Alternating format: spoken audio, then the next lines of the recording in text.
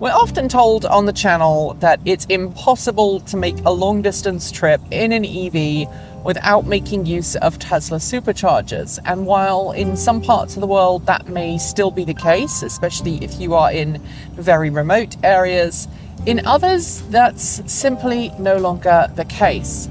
Here on the west coast of the US, we have plenty of EV charging infrastructure popping up all the time.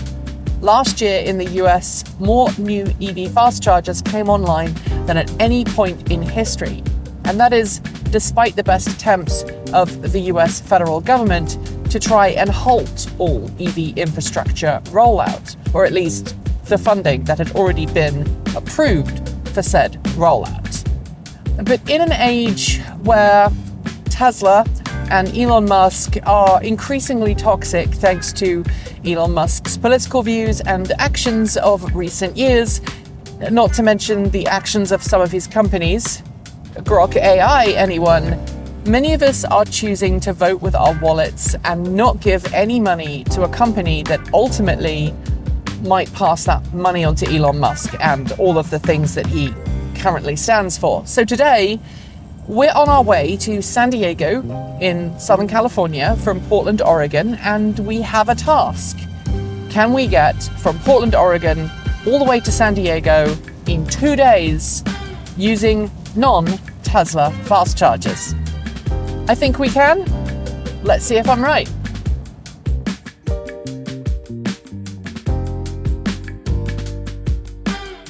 It's coming up on 9:55 a.m. on Saturday morning. We left my house about 30 miles west of Portland, Oregon at about 8 a.m. We are currently on the I-5 traveling south, and we've done about 94 miles thus far. Now, our first charging stop is due to be in about another 100 miles time.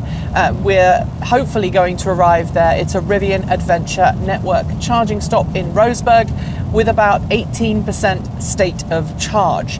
And for this particular challenge, we have set ourselves a few very basic rules. We're going to use a better route planner to plan our route. We have selected some networks to avoid completely, namely Tesla Superchargers, and some other networks that we would prefer not to use, and that includes Electrify America. The reason being that Electrify America is not great when it comes to reliability, and, well, its pricing hasn't been great over the years. So we've also told a better route planner that we only want to stop places where there are rest facilities, where there are food and drink options nearby, and we've also set some rules about our minimum state of charge when we arrive at each destination. I think we set it to 10%, we may have set it to 15%. A better route planner is getting live data from my Ford F150 Lightning using an OBD2 Bluetooth dongle that is feeding to my Apple iPhone that is sitting down here, and then its CarPlay display here with all of the ABRP stuff on it. So we're able to track our live state of charge. We are at 59% SOC. Last night, the truck got an update which is supposed to improve some fast charging capabilities and cold weather performance. I haven't noticed any major differences on the road, but we've also been traveling at the speed limit. We haven't been trying to exceed it. We've also not been driving below the speed limit. We're at or around the speed limit all the time. It's myself, Vi, and Erin in the truck because we are heading down to Aptera in San Diego to film with Aptera's latest pre-production vehicle, one of the production intent vehicles, which I am super excited about. Unfortunately, it's raining right now. It is what it is. This is Oregon. It's not particularly cold. It's about 7 degrees Celsius, so not too hot, not too cold, but certainly not great weather for maximum efficiency. Right now, we're averaging 1.6 miles per kilowatt hour, according to the truck. And if you remember from the trip that Vi and I made down to LA in October last year to see the new Chevrolet Bolt EV, in which we took a 2017 Chevrolet Bolt EV down there, the efficiency displayed by a better route planner and the efficiency displayed by the vehicle are sometimes slightly different. So we have plug and charge enabled on this. We're going to try and maximize our charging rate, minimize the amount of time we stop at charging stations, and the only really long leg is this first leg because we left my house with over 300 miles of predicted range. So let's see if we can do it.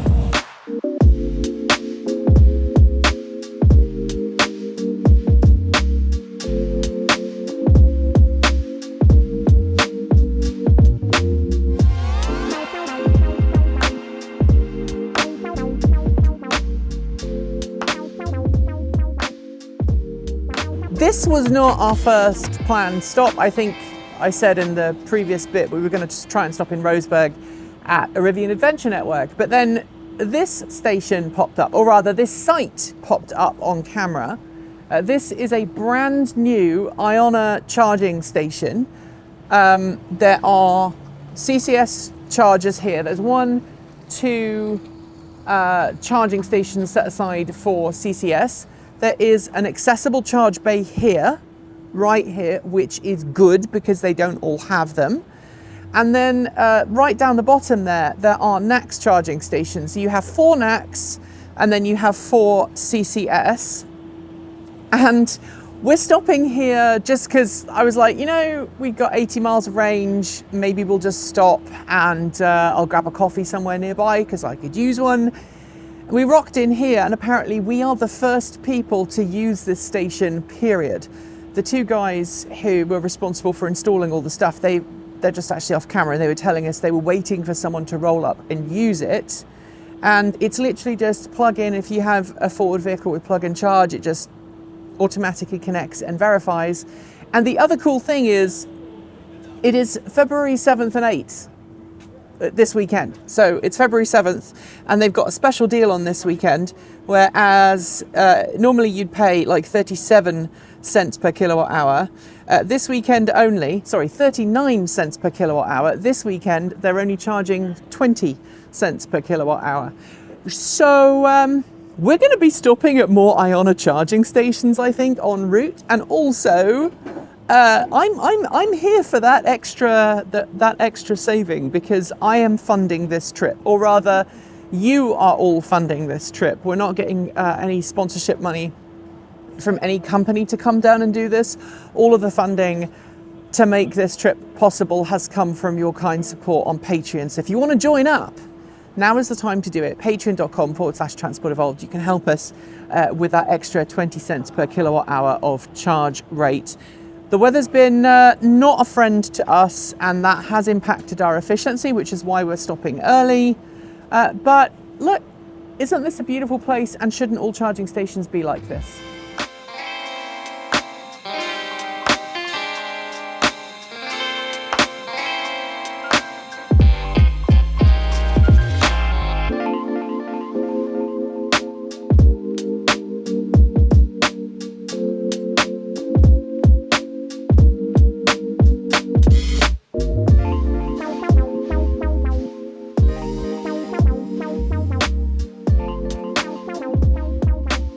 We have made it to Roseberg, which, as you might remember, was our first planned stop, and we pulled in here with 50% state of charge. Now, we could have just carried on driving and followed a pattern similar to what we did when we did the trip in the Bolt to LA last year. This time, I'm just going to stop where the vehicle tells me to for 2 very important reasons. Number 1, it is Superb Owl weekend and there are lots of people on the road, and so traffic is a little bit heavier and we are just grabbing charging stops where we can. Reason number 2, the rain is a bit rubbish. And reason number 3, yes, I gave you 2 reasons and now I'm giving you a third one.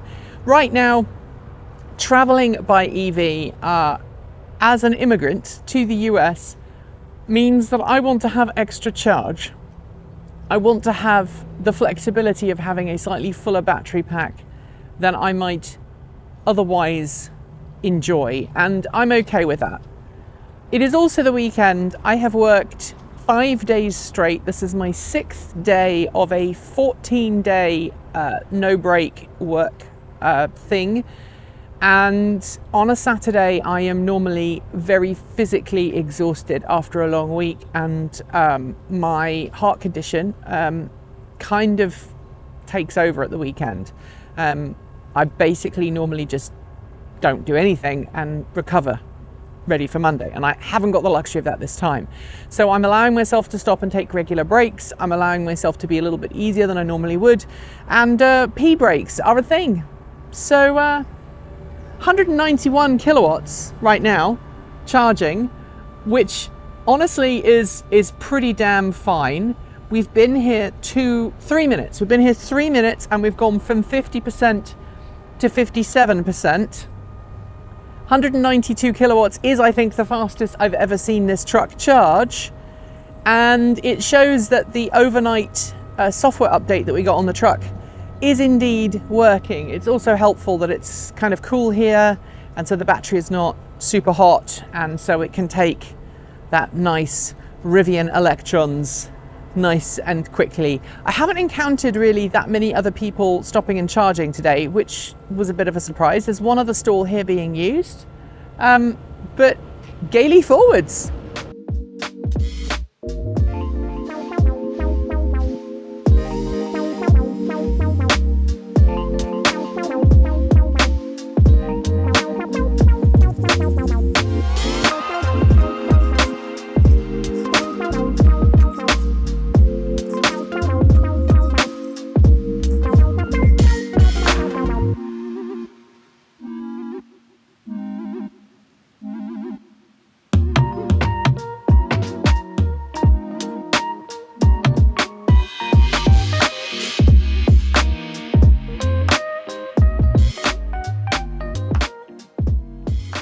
We have made it to Shasta.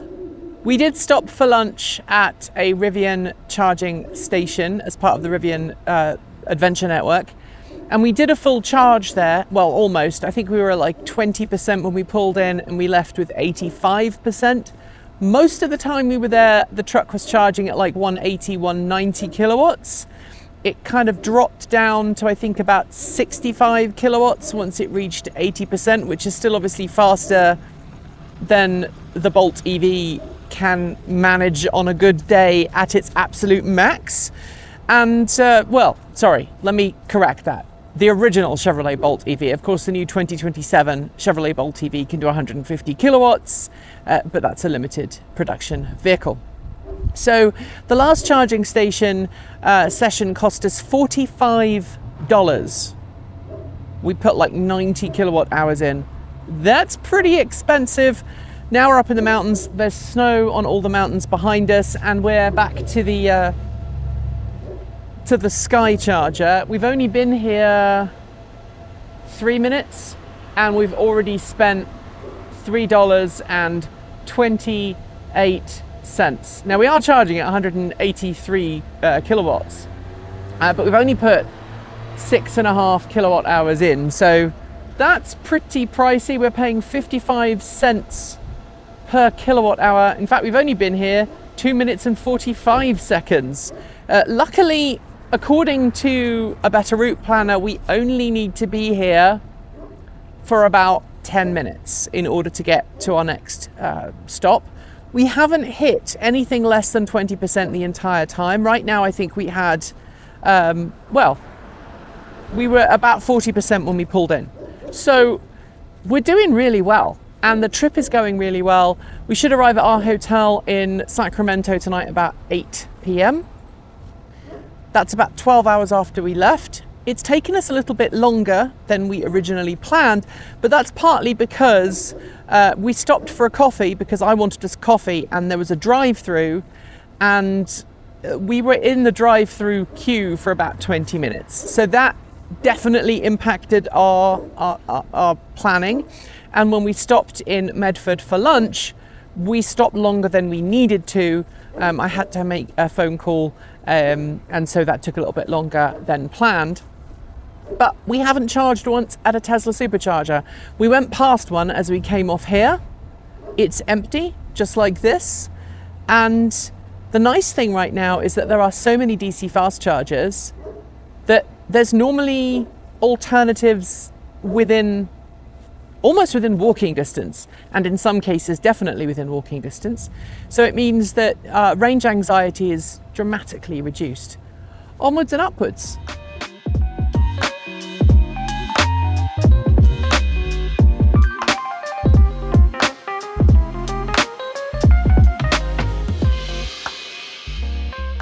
Welcome to what I think will be the last charging stop of the day. We are in Red Bluff in California, and well, let's just say two things. First, it's unseasonably warm here, even for Northern California.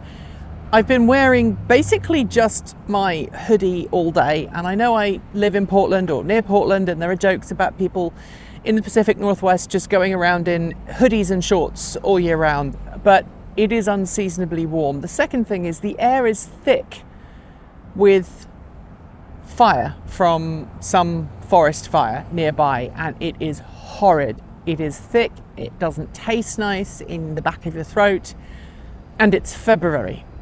And neither of those two things I just told you should be happening in February, or indeed at all at this time of the year. But we're here at a Mercedes-Benz charging station. It says it is charging. When I first plugged it in, it said plug and charge, and it was checking for plug and charge, but it didn't work with my truck. I then had to try and authenticate it using my Apple Watch. That didn't work. I ended up authenticating it with my phone without an app, just tap to pay. $25 kind of initial fee though seems a little bit on the steep side. And the other thing that I want to draw your attention to is that while it is charging at 185 kilowatts, it has only 2 actual stalls that you can use. So each charging station has 4 connectors, so it's each got a NACS and a CCS, but you can only use one of the blue ones and one of the green ones at the same time. Or rather, you can only use A or B and A or B for each of the ports. I can understand why Mercedes-Benz has done that, and this is part of Mercedes-Benz's partnership with Starbucks. This is in the parking lot of a Starbucks. But at the same point, I do wish that these were a little bit simpler to use. Now, Erin very cleverly noticed that the charging stations are basically the same cabinets that we saw at the Ionna stop earlier today, just with extra outlets.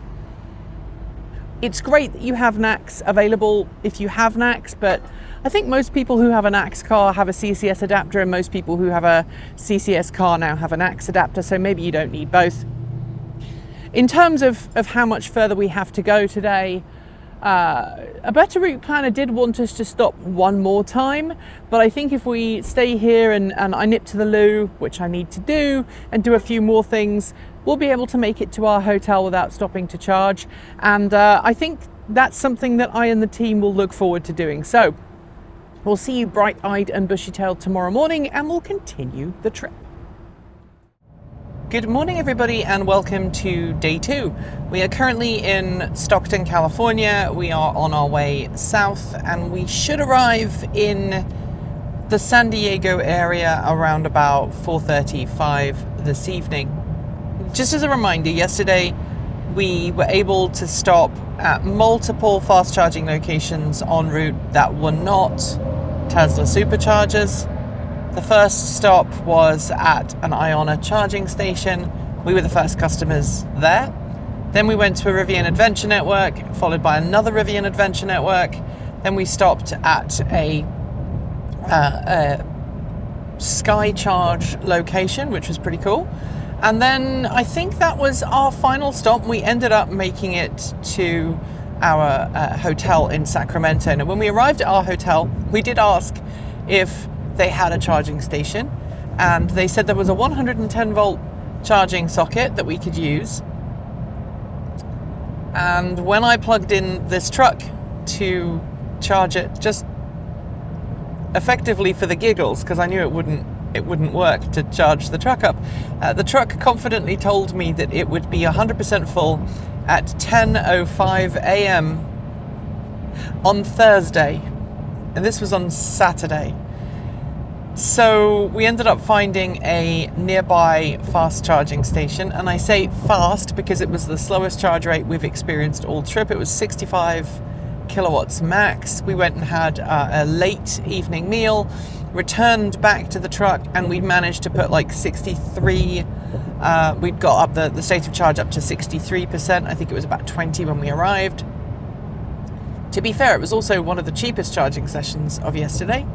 And then overnight, I put the truck back on a level 1 charging station, and we got a whole 4% state of charge in the 10-ish hours that it sat there overnight. So we're back on the road now. We are heading to our first charging station, which is another Rivian Adventure Network. I will say that the cost of charging on this trip has shocked me. Every time I make a long distance trip, the cost goes up, and obviously the truck eats electrons. We're at 1.5 miles per kilowatt hour averaged, not helped by the weather yesterday or the mountains. And if we were doing this in the Bolt, we'd be averaging about 4 miles per kilowatt hour, which would obviously dramatically decrease the cost. The most expensive charging session yesterday was $45 US. That was our second charging stop with the Rivian Adventure Network. And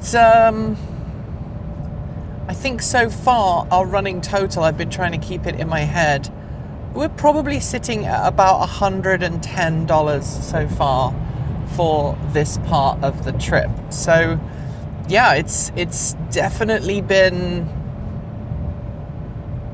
more expensive than I would have liked.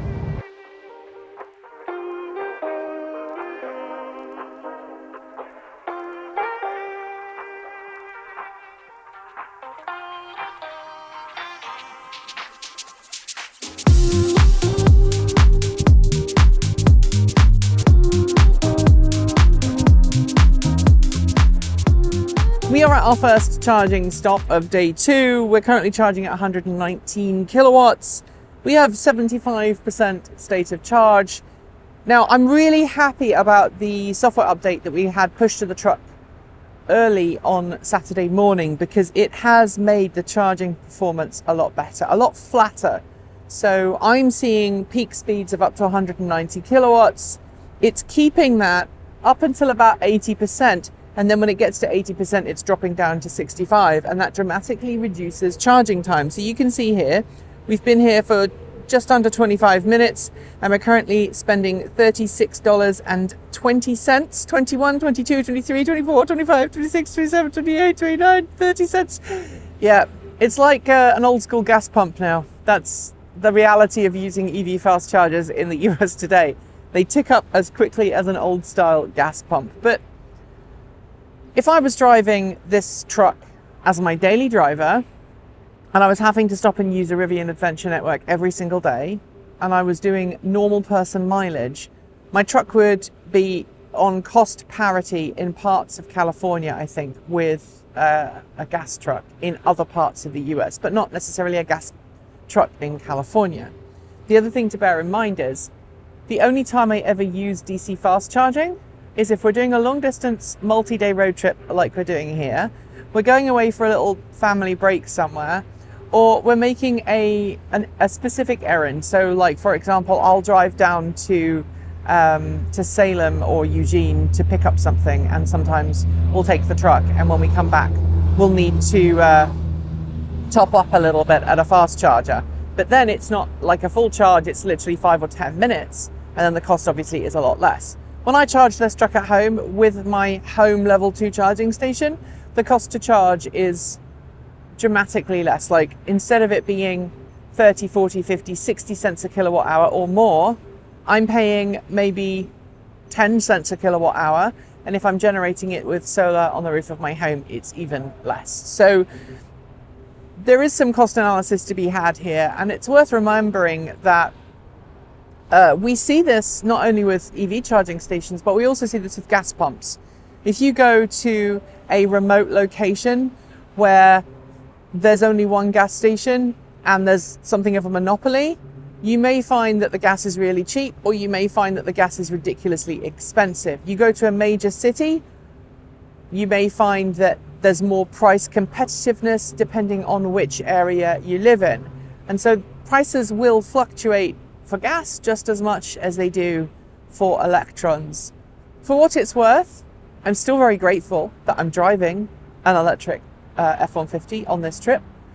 I think this truck has been great so far on the trip. It's been very comfortable. I wish that there was a smaller, more compact vehicle, but at the same point, I do just want to highlight, and maybe Vi can come round, I do want to highlight that we're actually using this truck for, a lot of purpose. So come around here, just in the front area here, this is full, right? This is full with luggage. It's full with battery charging equipment. That's full. And then I'm going to go around the back here. And in the rear, we've also got, the cabin. We haven't really packed the cabin particularly tightly, but that is primarily to ensure comfort. But then if we go to the back here, same thing. We have a whole load of camera gear. So we've got lighting stands. We've got 3 Pelican cases, 3 Pelican cases plus a case for the gimbal. I've forgotten what's in here. It's all of the sound equipment. So it's not like we're using this as a vehicle on a jolly when we could have maybe taken something smaller. And yes, we could have put a trailer on the back. But in California, if you have a trailer on the back of your vehicle, you're limited to a much lower top speed. Regardless of your size, if you're towing, you have a more restricted top speed. And so this has been the perfect choice for this trip. The Bolt would not have easily made this trip with this much stuff, with this many people on board. So right size tool for right size job. I'll see you at the next charging stop.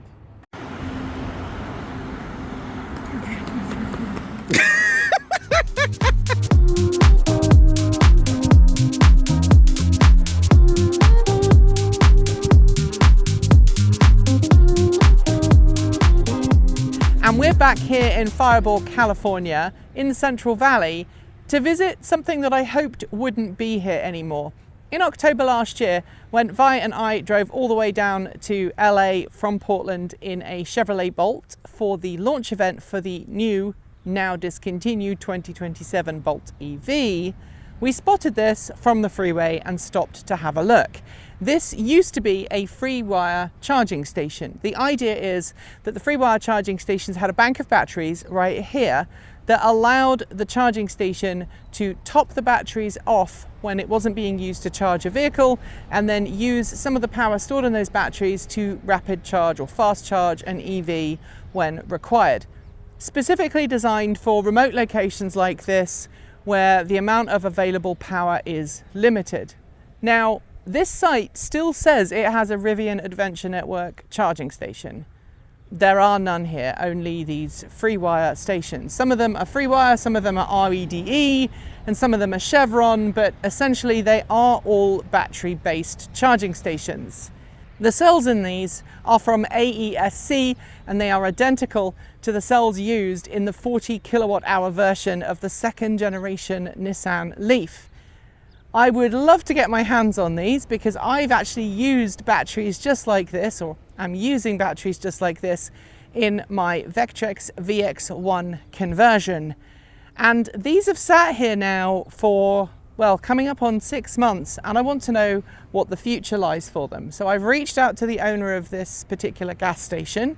I've left my number and my email address, and fingers crossed they'll reach out and let me know what's next, because it's a waste of batteries and it's a particularly unsightly thing to have at the side of the road. There are also environmental challenges to leaving electronics components like this out in the elements. So if you know the owner of this establishment, let them know. We'd love to know the story. How did it get broken? Why is it there? And what lies in the future for it? And if you're watching this and you are the owner, give us a call.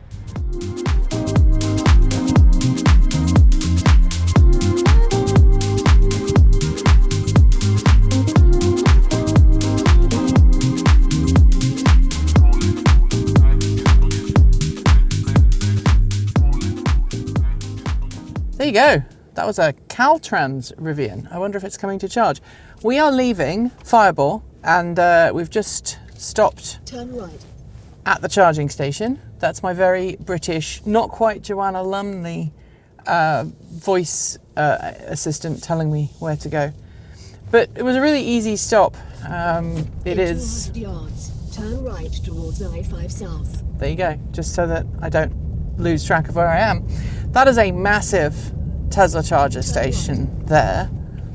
And there's also an EA charging station here, and also the Rivian Adventure Network. Now, this is the place where I got stuck about 5 years ago now. Coming back from LA, I was supposed to make it to a hotel just north of here, and I pulled in my Bolt, and unfortunately the EA stations weren't operational, and there were no other charging stations within reach that I could comfortably stop at. And so I ended up staying the night there at a very basic hotel, cancelling my other hotel and getting just enough charge overnight into my Bolt from a 110 volt granny lead that I was able to make it cross country to my next charging station the next morning. It was not a fun experience. Luckily, DC fast charging has got so much better. Let's talk for a second about the charge curve, because it still remains incredibly good. It's now 22 degrees Celsius outside, and we were able to sustain well above 100 kilowatts charging. I think it started off at like 180, 190, and it slowed down to about 122 kilowatts when I unplugged it, which was around 70%. So we are done charging. I can tell a better route planner that we are done charging. Our next stop is going to be in 109 miles. We've got 1 hour and 32 minutes to go. And by that point, I think we'll be hitting the Grapevine. See you in a bit.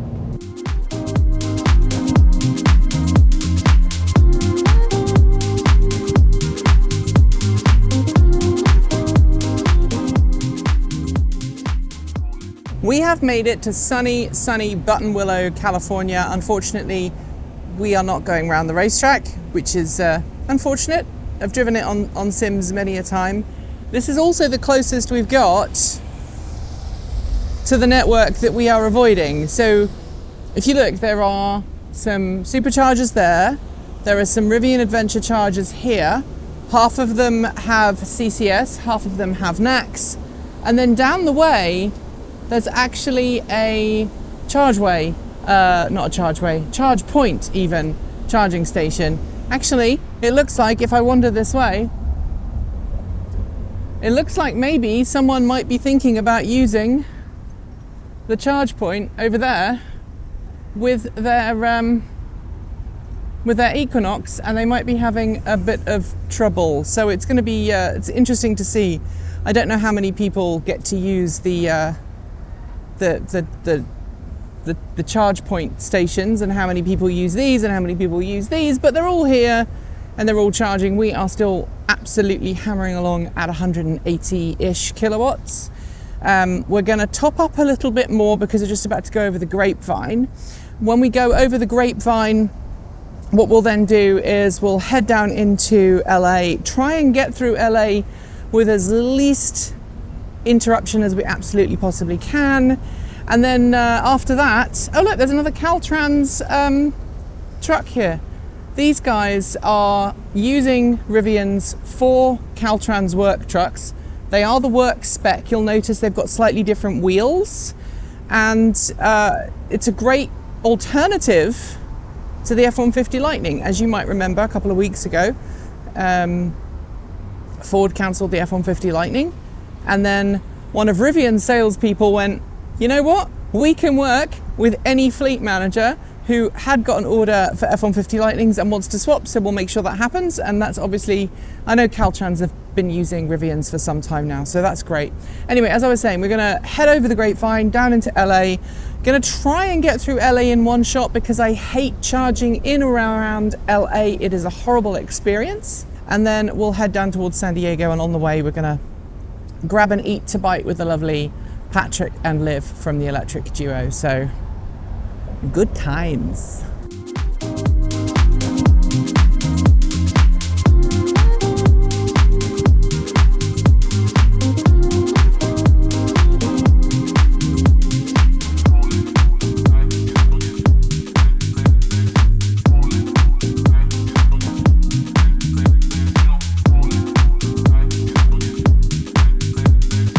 So that's it. We set out at the start of this video to see if we could go from Portland, Oregon to San Diego without going anywhere near a Tesla Supercharger, and we did it.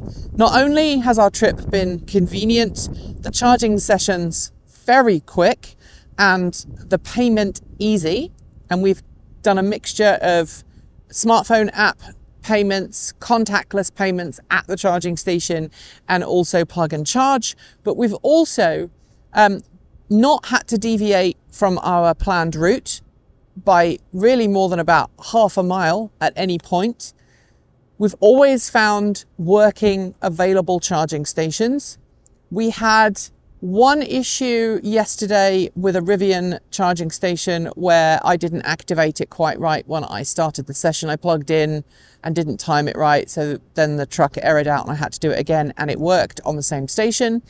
We had an issue yesterday with the SkyCharge location we stopped at, where I had to move the truck over physically, not because the charging station was broken, but because I didn't have any apps and the reader was broken. That was really easy to fix. And then we had an issue yesterday evening with the Mercedes-Benz charging station, and that was my problem. That was me trying to activate a charging session using plug and charge, thinking that, well, my truck has got it, the charging station says it has it, so it'll be fine. It turns out I needed to have my payment and a tap to pay because the Ford system and the Mercedes-Benz system don't talk to each other right now. But other than that, we've had regular stops, regular coffee, tea, pee breaks. We have driven at or around the speed limit, and it has been perfectly fine. We haven't felt rushed. Obviously, we're traveling down on a Saturday and a Sunday, so we haven't had to deal with huge amounts of LA traffic, which has been a bonus.